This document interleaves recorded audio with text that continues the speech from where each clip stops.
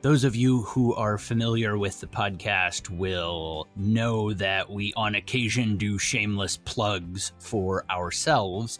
I want to start out today's episode with a shameless plug for a very good friend of mine. Lia Kvatum wrote an article for the Washington Post magazine titled "Why Human Brains Are Bad at Assessing the Risks of Pandemics." It is a pay site, but I will put up a link to that article. And I wanted to give a shout out to it because it is the article that led me to getting in touch with today's guest. Ralf Schmaelzle is a associate professor in the communications department at Michigan State University. And we're going to be talking to him about assessing risk. That is episode 48 of the Valuability podcast. Assessing Risk with Ralf Schmaelzle. The Valuability podcast is for financial professionals, business owners, and anyone interested in financial planning, business leadership, and personal development. We believe that financial success comes from building a plan on the foundation of your values, and building your ability will help you get there.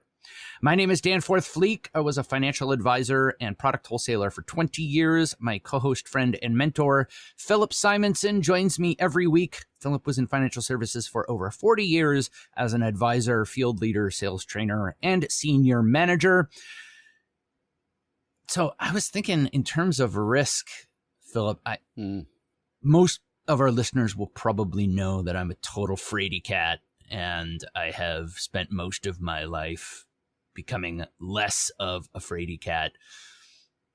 And I was trying to think of what the biggest risks are that I have taken in my life. I want to say like maybe putting a couple $1,000s in a really cheap stock is probably the riskiest I've ever been at the bottom of the financial crisis. That's not super risky. You have often made reference to being a risk taker. What would you say is your biggest risk you have ever taken? I remember the quickest 10,000 I lost. This is going back in probably 88. Brian and I won't mention his last name, but we together put 20,000 into, so I was living in Dallas, so you know where I'm going. Oh boy, yeah. I guess Wildcat Oil. You got it.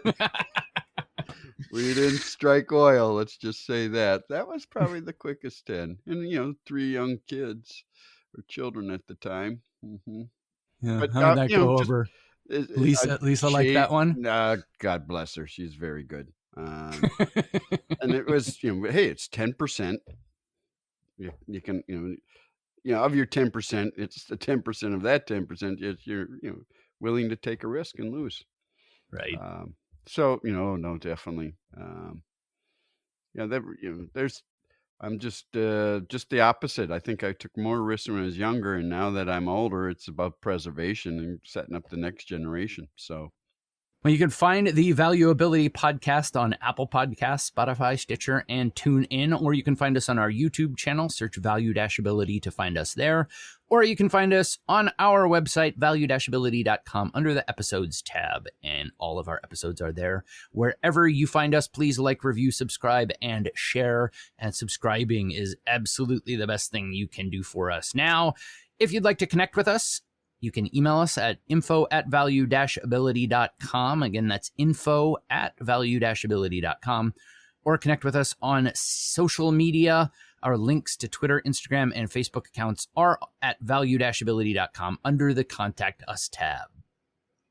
Without further ado, let's go ahead and jump directly into our conversation with Ralf Schmaelzle.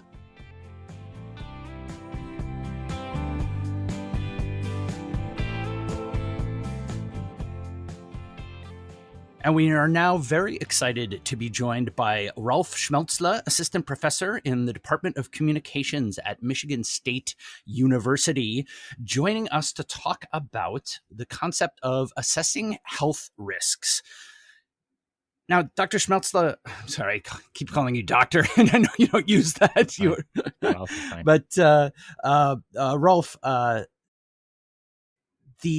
on your homepage, you refer to your approach as interdisciplinary. So between biopsychology, cognitive neuroscience, and communications. How did your interests and studies develop to lead you to that specific area of study? Okay. Yeah, thanks, Stanford. It's a pleasure to be here.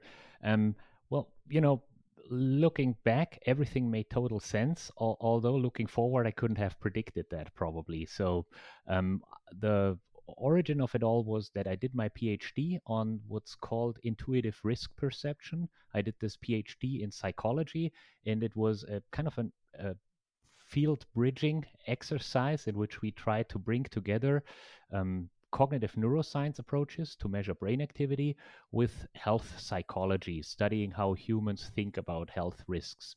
And health psychology and cognitive neuroscience had not found very much contact until we started to bring them together more. So this was where it all started. And from there, from health risk perception to risk communication, it's only a small step. It's just the flip side because communication tries to influence people's risk perception. Mm-hmm. So I did a study about the H1N1 pandemic. That was 2009 and 2010. Yes.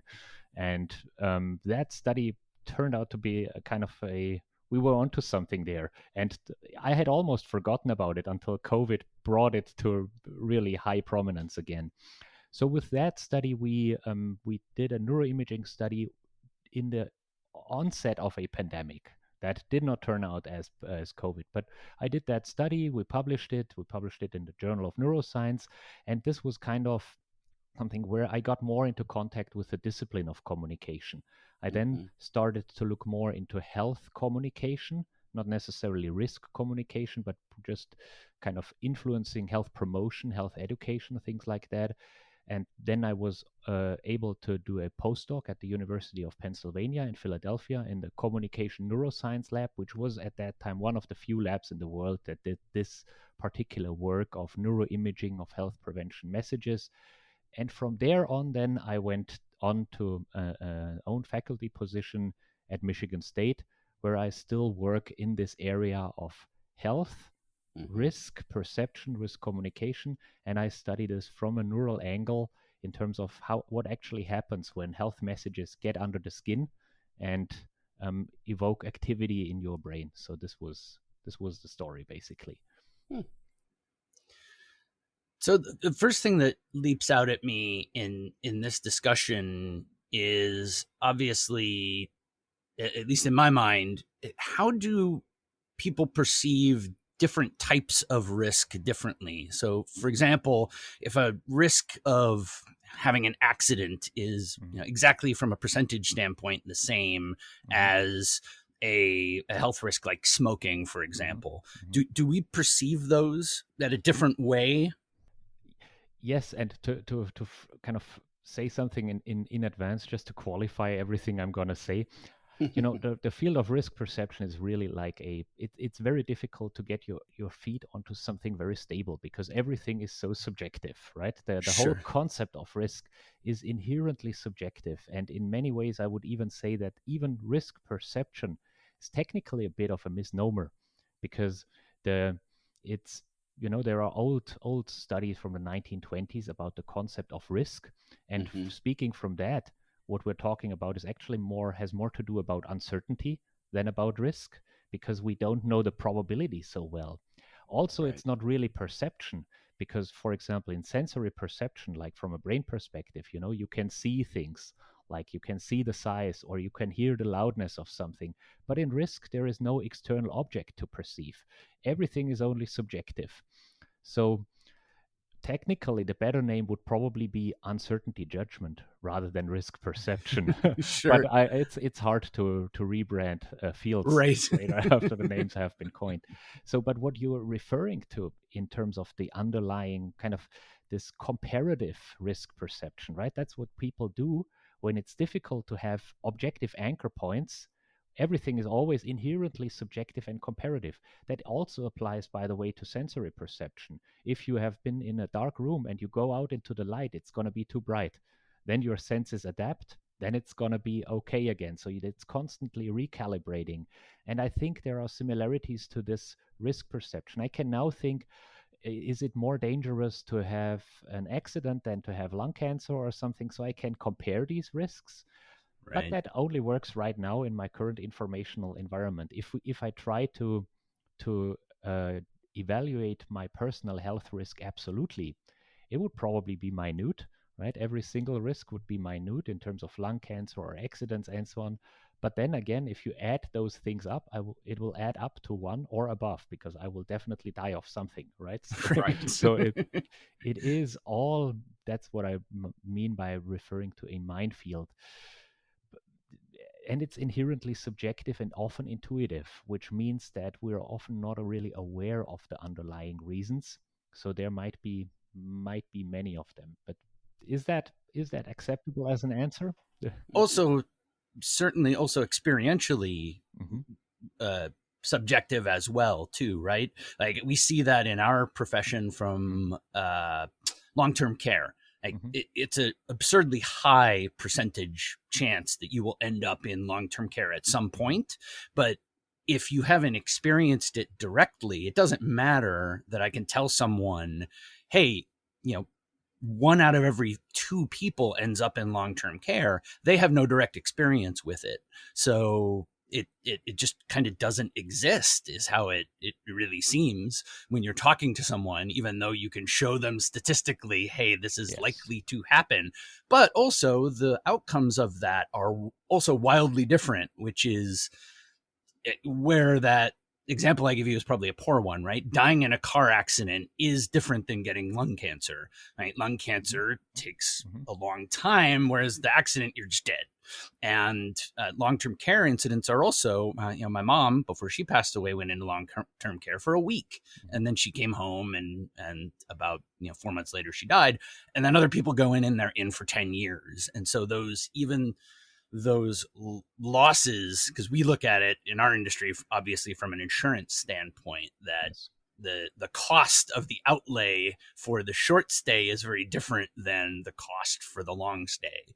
So even within that realm of that one type of loss, it's also subjective in terms of what exactly that means in the end.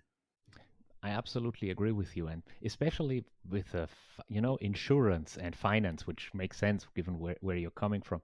There, you can aggregate statistics over large masses, and you can Right. compute probabilities. And once you try to bring that probability down to the single case, it's difficult to apply the concept of probability, which is, for the technical definition of risk, very critical, right? You need probability Right. and the size of the loss. Or in health, it's the probability that something would happen, or the severity, which could range from losing a fingernail to losing your life, or losing an arm or something. But with the probability and the severity, applying that to your personal health, it's you change from this objective where you can do financial math about it with Mm-hmm. insurances, where experts can really define risk technically. Also, for example, in the health domain, many experts estimate what's the risk of, once in a while you have contaminated salad, and so many people die of that, and there are always these recalls and so on. So the experts, they can do this and can compute for the American population how much the risk is for this or particular food poisoning. In your individual case, it's again very sensitive to factors that appear intuitive, but are not irrational, right? So, for instance, an example that I really like to give, which might offer a connection point to what you were saying about the uh, outcome with long-term care, is flying. I know the stats about planes crashing and so on. Right. However, when we're on the runway and you're in that plane, you have this kind of little intuitive fear response that just tells you a different story, and it's much more visceral. And this visceral and very immediate experiential plausibility that this this is somehow feels like a dangerous situation in that plane. That's what I think is the really active agent in that Mm-hmm. that makes risk perception a catalyst for protective action. And of course, in insurance pamphlets and so on, they also try to communicate these things viscerally. Yeah, for example, by somehow making this detached statistics that 1 in 2 person ends up in long-term care some more plausible, so that human beings can comprehend them in their own, if you want, currency of risk perception, which is Right. different from numbers, because many people are bad at numbers, including myself. Sure. That actually leads to one of the questions that we prepared specifically around COVID.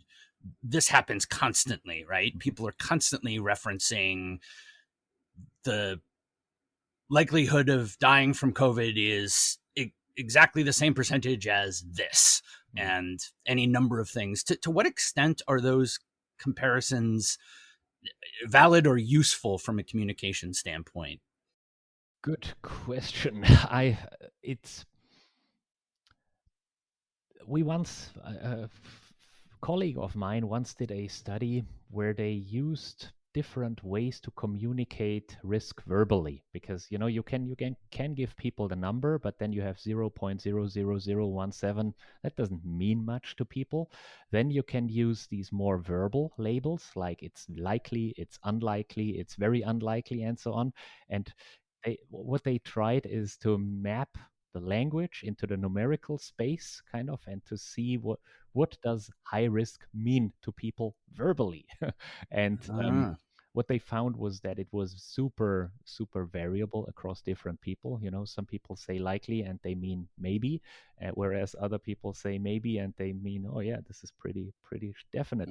So it really points to this problem of risk that what I'm trying to study, at least trying to get at with neuroimaging, that much of this happens in I call it currency, kind of the psychological currency of risk, is not so numerical or verbal in the first place. It's more this intuitive, visceral thing. So trying to influence people by presenting them with statistics, I totally get that, but it's always some. So if you want to kind of increase the risk perception, you can make the statistics seem higher by presenting them in this or that format. For example, the statistics of smokers who actually die from lung cancer is relatively low if you present the absolute statistics. But if you show the people who have lung cancer and you look at how many of them have smoked for a long time, then the risk looks very high, or the impression that it gives is very high. So there are ways to play with numbers, and they are helpful to effectively communicate risk, but it still stays in this kind of this hazy triangle between, often we don't know the objective risk. For example, in an evolving situation like COVID, the estimates change, then the subjective estimate of people changes, and then you still should know which would be the right verbal label to give to that situation now, because you need to know what is the information that makes sense to this particular person. So I don't see that anybody has solved that problem now very well. Yeah, and that also, the parallels just keep popping up in my mind in terms of we run into that exact same thing. I was constantly would be badgering the financial advisors that I work with to stop inferring what somebody means when they say safety, or they mean, whatever word it is that they're using to describe their goal, whether it's their goal or the risk that they're trying to cover, and dig a little deeper into that word to find out what to them are they looking at. And it's fascinating that across, yes, it makes sense if you step back and think about it, that different people would label things differently from that standpoint. That's very interesting. Philip, did you have a question? It's been listening, and I was like Ralph said, it's how you can make those numbers work for you or against you in regard to helping people understand the risk. 1 out of 4, do not actually comply with the doctor after having a heart attack. Well, another way of looking at it, well, 3 out of 4 do. What sounds better in how you present it, and also, as human beings, we're hardwired as, correct me if I'm wrong, Ralph, what I've always been taught is we're hardwired to be emotional. We're emotional creatures first. So all of this intuition, like you're saying, how we perceive risk, etc., is going to be more individualistic, and it's trying to figure out what is the best way to communicate with individuals as well as with groups and public. That's got to be a challenge. And I don't have, and I was just wondering, the question I have is, the human has these biases, and what uh, these human biases, how they come into play with the individuals, particularly around the health risks, etc. What are some of those biases, as you in your, if you, Ralph, and what are some solutions to help people actually change their behavior? If we go back up, still 1 out of 4 do not actually comply. They get, they go right back to smoking. They maybe eat the fatty foods, etc. What what would you? How could you communicate better with these people if you think about it?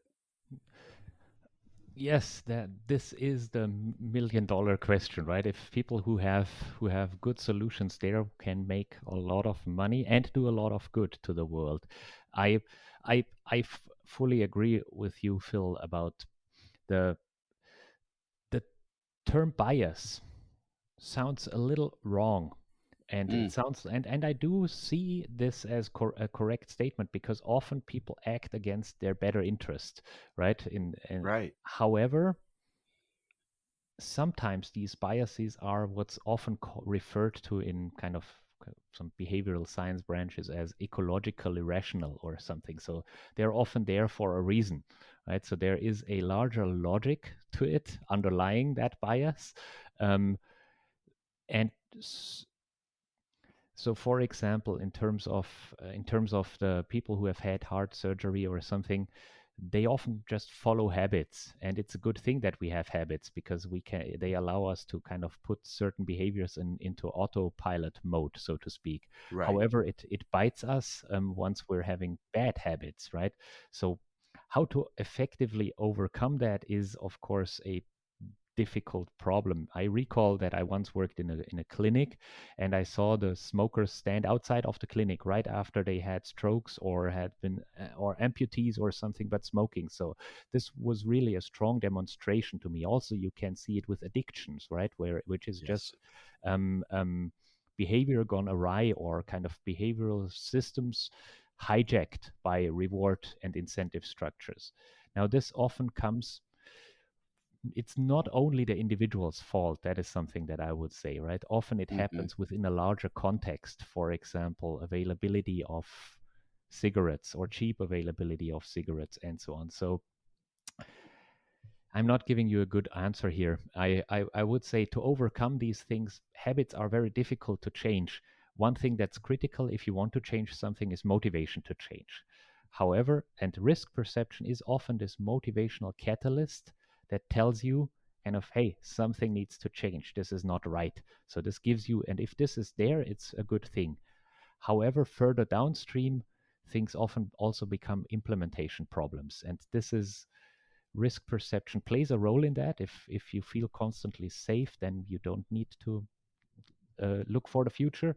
So you need this little motive present, but it's also an implementation problem. And this is where many people fall prey to various things like relapse or not, or Hmm. conflicts and so on. It's not an easy answer, but Yeah. because I've also been in my readings or been taught, or I've heard other people say. I'd like to get your perspective on this, Ralph. That human beings will do more to avoid pain than they will seek pleasure. Hmm. And is that a true statement? I mean, first of all, pain and pleasure are both very important, and they are fundamental. Bentham, or even kind of basic, there's basic, I think it was Bentham, but I might misquote him there, that human beings are under control of two principal forces, pleasure and pain. Hmm. In psychology, there is this concept of a negativity bias, or that Yes. bad is stronger than good. that might be, I mean, intuitively there may be something to it, because you can only die once, but you can have many good meals or so. So there, I think that could be possible, although I'm not exactly sure how it actually plays out, whether it's a very established effect. Generally, I do think, yeah, uh, Hmm. there are these motivational systems that are deeply rooted. You Right. have this with after birth, you have reflexes. You can put a little sugar on a baby's tongue and they will start lick it and enjoy and like it. And you could also startle them and they will have certain protective reflexes. So these things are very hardwired. Whether one is much more important than the other, I don't know. It's always the carrots and sticks, they both work, and depends on the situation and your philosophy of life, which one you want to use. Yeah. Right. And pedagogy, both are important, right? I would not want to raise children with sticks only, right? Kind of Yes. the, but so there the incentive is perhaps better. On the other hand, in health, if kids are trying to cross the street or something, there is just an immediate need to intervene. And that kind of leads to one of the questions that I had, is in terms of, as with a lot of these discussions, there's the nature versus nurture Hmm. aspect of it, that some of these things are hardwired. Hmm. We see it also again in our industry, the instinct of fear, grab all the apples off the tree and run in the cave, Hmm. right? When the stock market goes down, that's the instinct, is Yeah. that kind of primal, Hmm. protect everything that you have and hide, the fight or flight kind of approach. But then also over time, things change you. I was a Hmm. absolutely horrifically, the phrase I use is fraidy cat kid. I Hmm. went to camp and I didn't want to go in the river because I thought it was going to Hmm. ruin my shoes. And I was sitting on the shore crying. I didn't want to climb the mountain because I thought I was going to fall. And like everywhere I looked, I saw fear. And over my life, I've really kind of worked on that, and I don't say I'm reckless by any stretch of the imagination, but there are ways that I have learned to kind of curb that, and instead of, I Hmm. still see it a lot of times, but I will kind of, as my experience has gone, say, yeah, but that almost never happens, and just kind of navigate through it. So there is some definite aspect to both of those. I don't know if there's really a question in there or not, but is one more important than the other?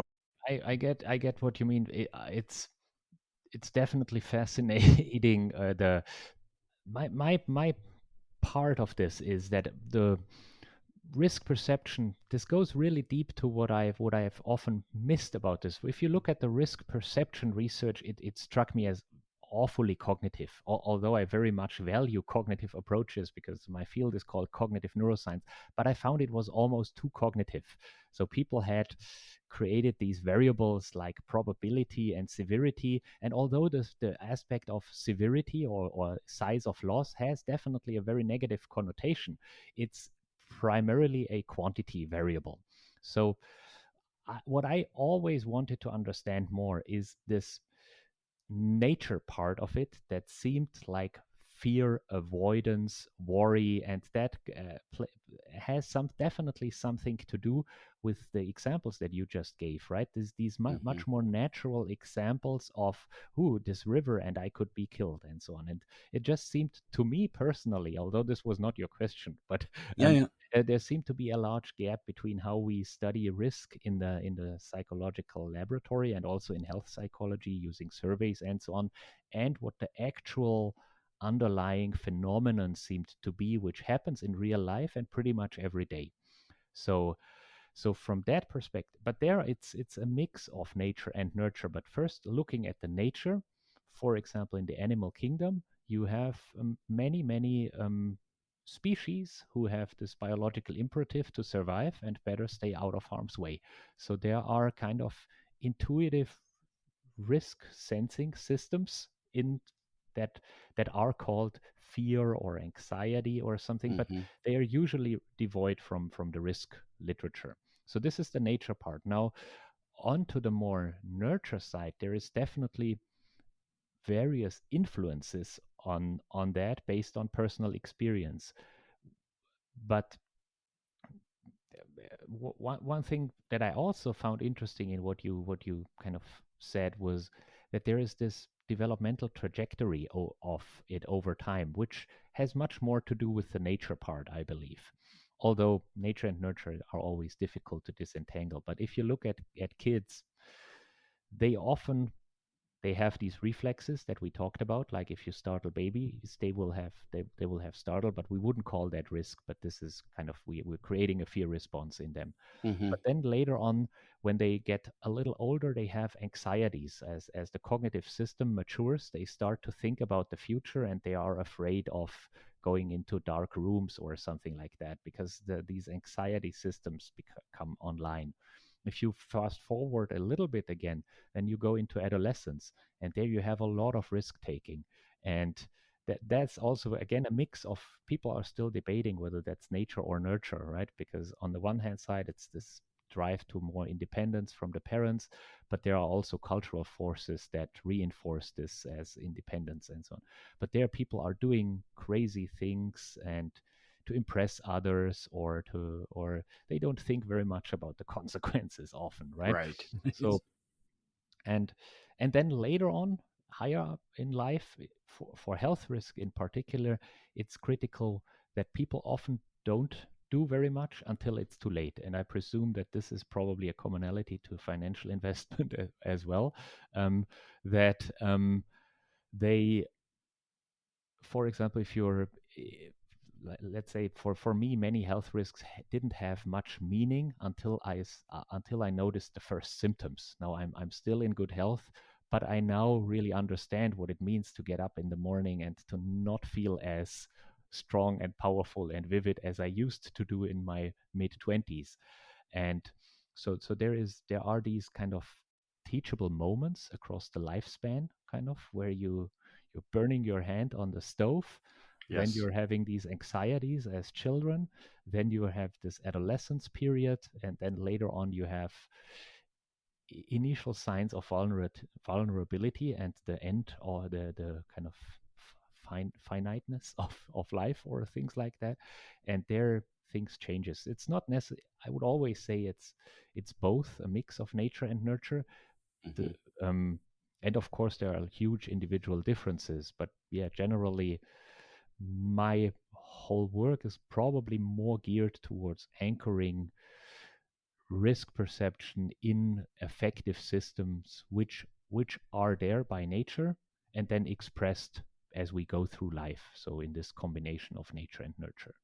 And I mean, obviously, there are people that experience the opposite, right? They're more carefree and reckless in their youth, and over their age, they tend to become less and less. So it leads me to kind of the overarching question, and it links back to COVID as well. You're looking out at this world where, I mean, it's essentially, again, just continue making the connections. We look out at the same thing, and we see every individual person views finance and financial planning differently. And the answer in our industry is to sit down with every single person and build an individualized plan for them. But oftentimes these health communications don't have that luxury. Mm-hmm. And so in trying to cater to this wide array and all of these different ways of people perceiving this, how do you build a communication plan for something like COVID? Is it literally just carpet bombing with as much different forms of the message and in as many different formats as possible to try and find the ones that fit for each person? That is a great question. I could probably go on for hours about this, but you have to interrupt me. So, mass communication, which is what you just referred to, mass communication is a one-to-many communication activity in which you have one message and you want to reach a large audience. So the question there is really to find the optimal message that caters to the common denominator across people. Yeah. That works better if you have a common denominator. If people differ too much, it's the difficulty how to serve those conflicting possibly needs.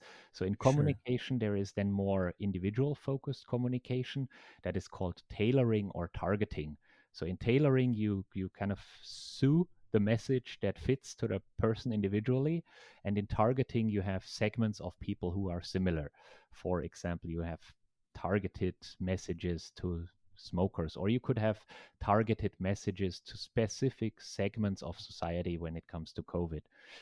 The big problem for health communication is that it's chronically underfunded, right? So if you look at the amount of money that is available to, let's say, the tobacco industry, and you compare that to the health communication about tobacco, it's about 1 to 100. So it's David versus Goliath, really, in terms of the just promotion marketing effort that goes in there.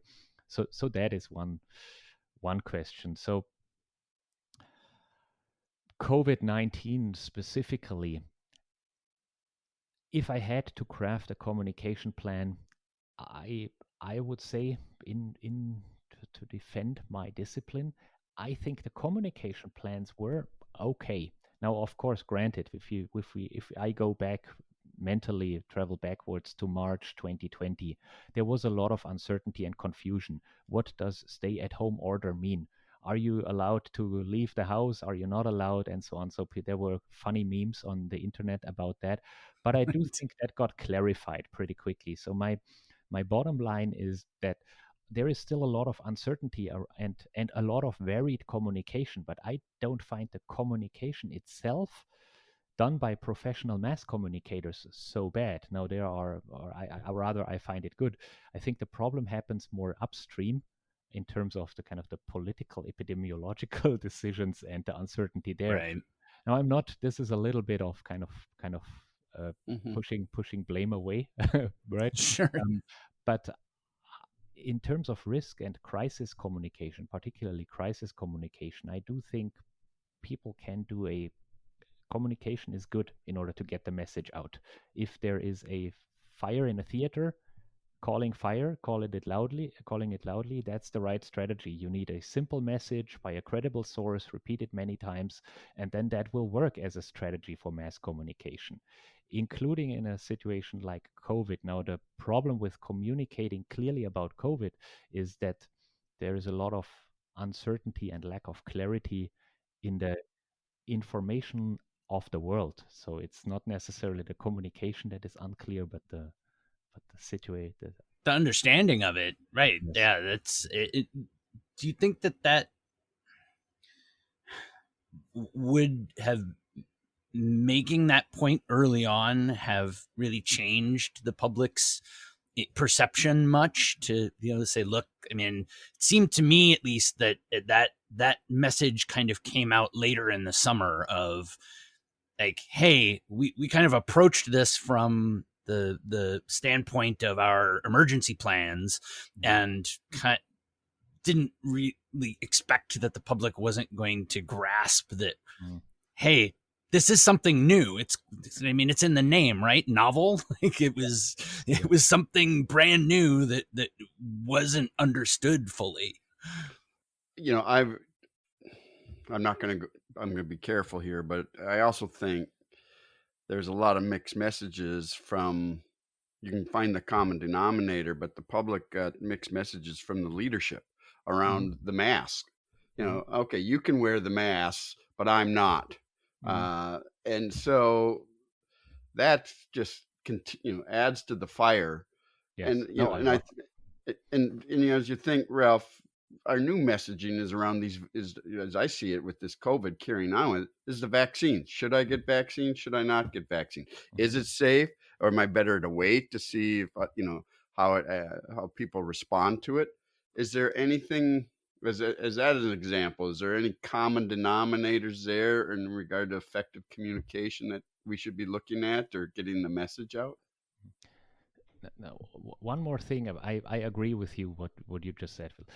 One thing, and I'm not saying this to please people, right? I'm Yes. but I was really, for example, speaking locally about, we received a lot of communication about Michigan State, right? Like Oh, the yes. fact that we had to move courses online, what was allowed on campus, and so on.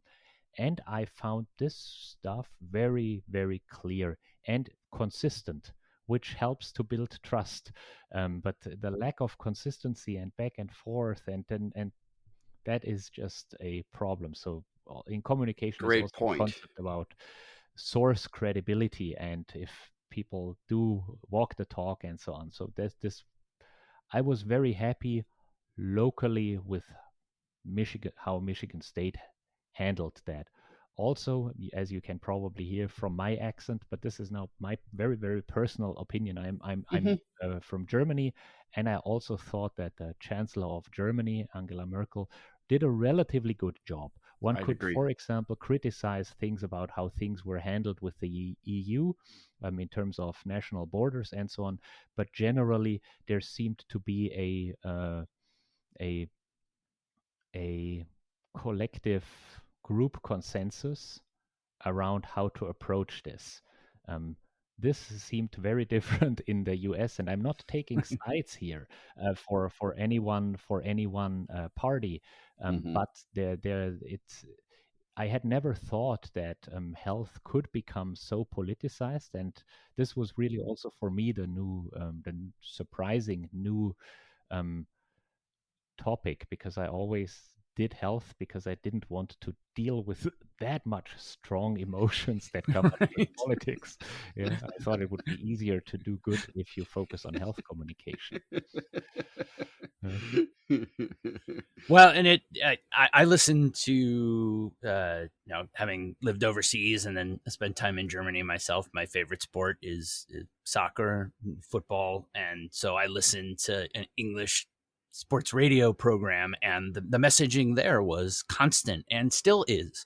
Every single commercial break, there's an NHS commercial that is, repeating the messages over and over and over. And you can almost, repeat them from memory once you've heard them that many times.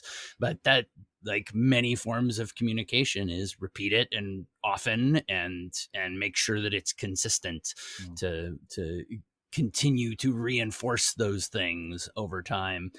Also, and I was thinking about this the other day, that like people keep using this term unprecedented without really thinking about. And it struck me, I watch a YouTube channel with a guy who talks about aviation, and he flies cargo and he's flying vaccines around. And it just started me thinking about the scope of this is unprecedented. It really isn't a word that can even encompass it. Like, we're trying to now vaccinate billions of people, and that, from a logistical standpoint, is amazing. So the idea that there weren't some, stumbles here and there, along with the frequency of these types of events, right? Every 100 years or so goes along with, there's nobody around that experienced it in order to really talk about, having that experience. So there are going to be some mistakes along the way from that standpoint. Also, not a question, more than just a kind of an observation, but the parallels of communication really do stick, in that with just about any message, it really is about that, remaining credible, being consistent, explaining yourself when you're wrong, admitting that you were wrong, and explaining why, and moving forward, really are kind of the overarching principles that always exist. Yes. And also the one thing is whether the messages and the campaigns are well done. You can have a campaign that is very well done, even though it could be the wrong campaign or it could be the wrong advice. But if the advice is followed by many people, it's considered effective advice, right? So there is just whether the communication is effective, or whether the treatment that is advocated for by the communication is it effective. And for me, speaking as a communication person here, there are these principles. It was it is very clear and to be expected that with an unprecedented situation like COVID, mistakes will be made, right? This is Yes.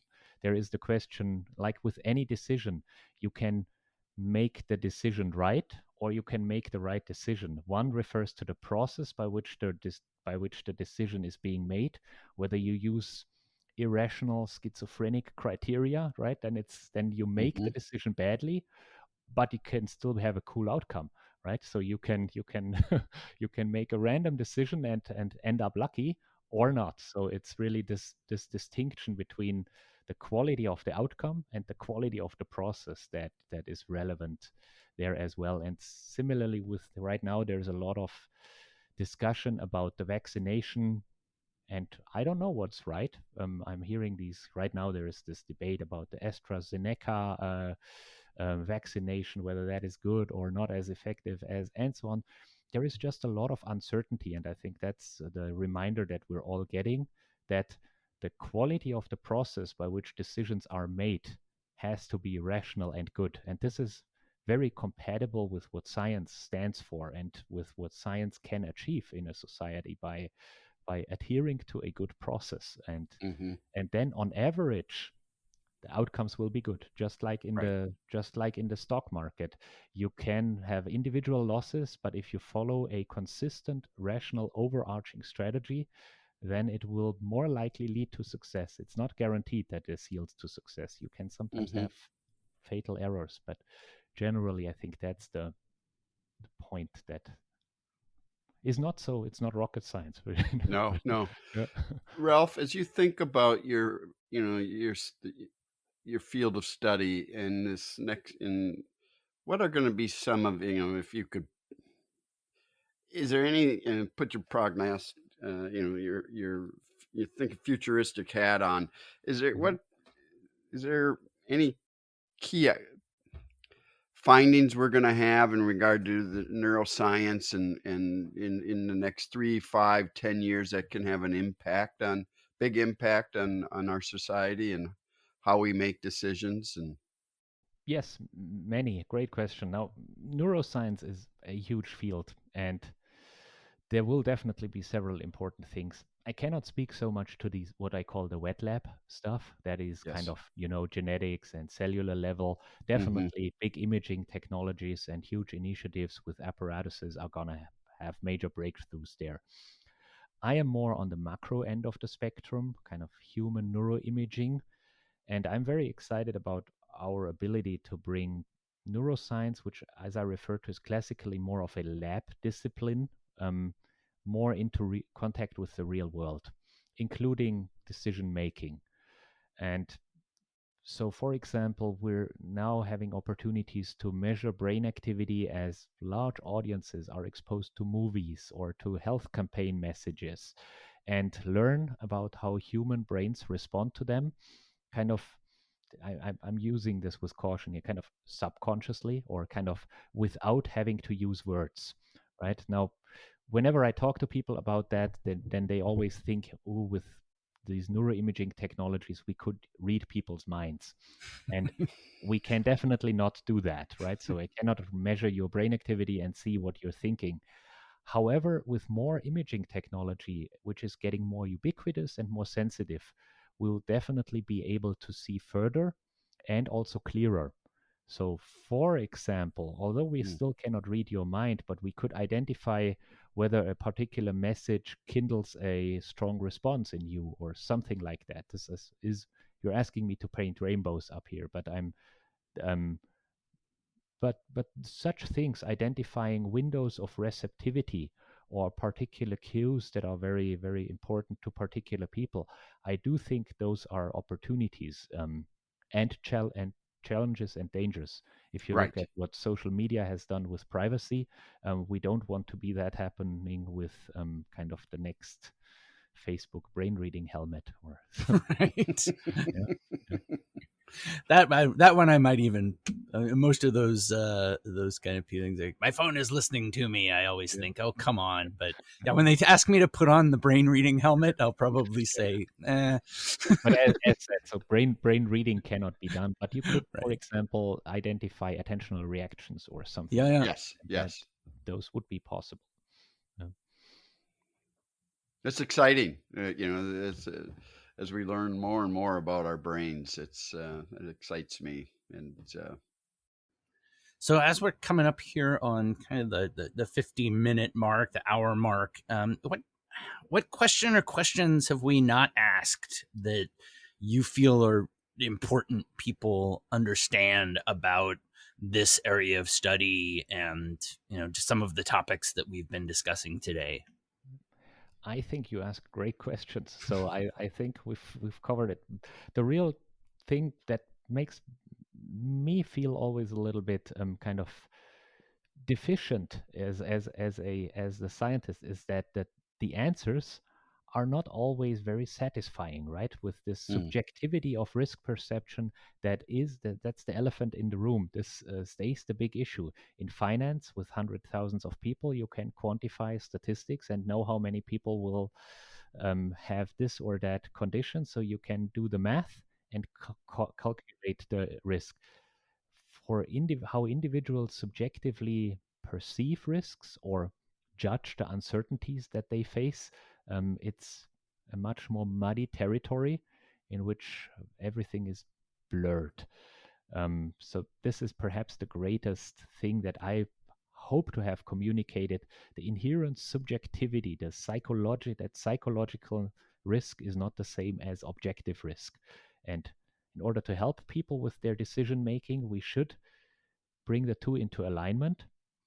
But doing that is a great communication challenge. So, yeah, and that I think that does speak a great deal, and likely is what really resonated with me. We run into the same thing across any discipline. You've got the people that think that we can just batter everyone with the statistics and the science. It's a trope in our industry. The bright-eyed, bushy-tailed financial advisor who thinks that what we do is portfolio management, right? And it's calculating everything. Where do I put all the money? And they spend their first 2 to 3 years realizing that it has almost nothing to do with that, and you end up farming all of that out to someone else and spend all of your time basically being a financial therapist and dealing with people one-to-one. I always say, stop, get your head out of the clouds and get down on the ground. It's hand-to-hand combat. Like, you've got to get in and talk to these people and understand. And it's kind of the theme, probably a great place for us to kind of sum up everything is we try to tie our plans back to people's core values and say, hey, if your goal doesn't align with what you actually want inside, there's very little reason for you to want to get to that goal. And that's the same across all disciplines we're finding right now, even in health. It's the same thing. It's the individual person and their individual perceptions that is really where the progress is made. So any last thoughts before we wrap up? I've got one. Just Ralph, if our listeners wanted to learn more, do you have any recommendations and even a shameless plug? I don't know if you've any of your papers or have you written anything that you could we could steer them to. Excuse me. Thank you very much for the opportunity. No, I don't have. I will once I'm further ahead in my career. I'll probably try to write a popular science book. I've always been a big fan of these popular science books about psychology, and I would recommend pretty much any one of them, but also take them with a grain of salt, because usually they tend to be one single idea kind of put into book form.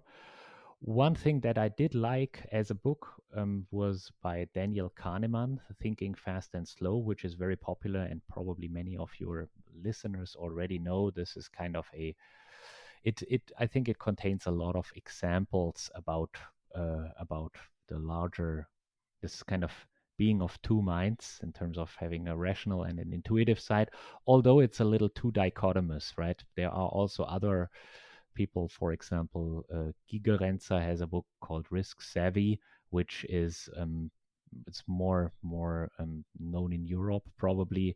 I do think that doesn't have this dichotomy, but makes also similar points related to numbers and ecological rationality and so on. So those are ideas. Thank you very much, Ralf.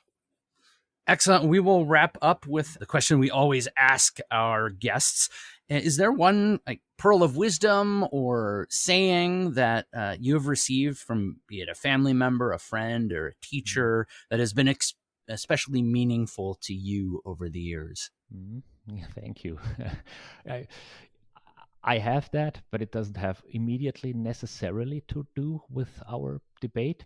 It would be Hans Christian Andersen, I believe, The Emperor's New Clothes, this little yes. story. And what I like about it is, it's about what is true, what is not true, the outside world and the consensus opinion and so on. So that has always resonated with me. Now, it's difficult. If people don't have clothes on, you should speak up. But on the other hand, sometimes the group is also right. So I've always been kind of cautious about how much weight do I give to my personal opinion. That's kind of the underlying wisdom here. Yeah. Very excellent. Good. Well, that is actually, I think, a great way to wrap up. I want to thank you so much for taking the time. I know it was challenging, extremely busy with all of your responsibilities at Michigan State, and I want to thank you for sticking with us and getting this scheduled, and then taking this hour out of your day to spend with us and our listeners. Thank you so much. Thank you, Ralf. Thank you very much, Danforth and Phil. It was my pleasure.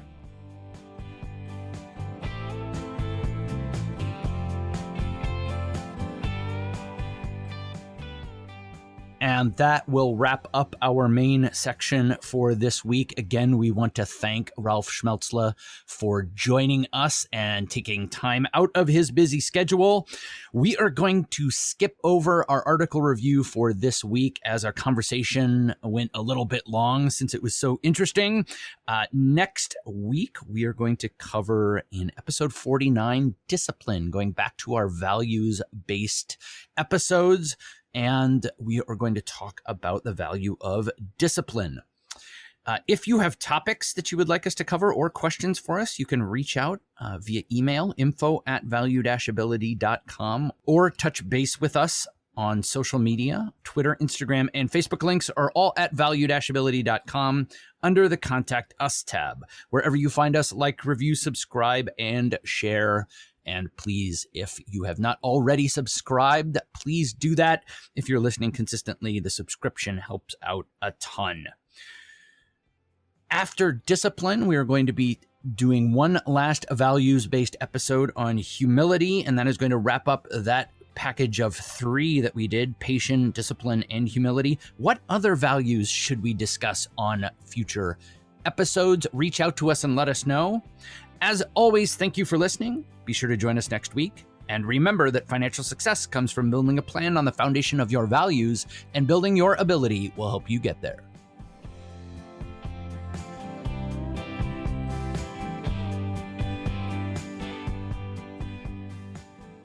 This is a podcast collaboration, not a peer-reviewed journal or a sponsored publication. We make no representations as to accuracy, completeness, correctness, suitability, or validity of any information in this podcast, and will not be liable for any errors, omissions, or delays in this information, or any losses, injuries, or damages arising from its display or use. All information is provided on an as-is basis. It is the listener's responsibility to verify their own facts.